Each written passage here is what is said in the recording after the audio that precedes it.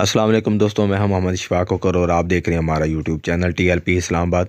दोस्तों, नाज़िम आला डिवीज़न लाहौर अल्लामा अब्बास अली अंजम साहब आपकी वालदा का इंतकाल हुआ गुज़श्ता दिनों। जैसा कि आप जानते हैं, नमाज जनाजा मरकज़ी नायब अमीर पीर सैयद ज़हीरुल हसन शाह साहब आपने पढ़ाई।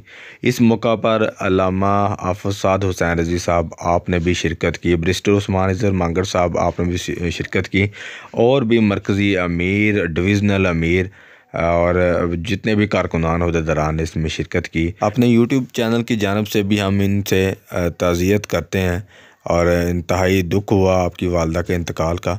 वीडियो क्लिप्स भी आप कुछ मुलाज़ा करें जिसमें अल्लामा हाफ़िज़ साद हुसैन रज़ी साहब मौजूद हैं।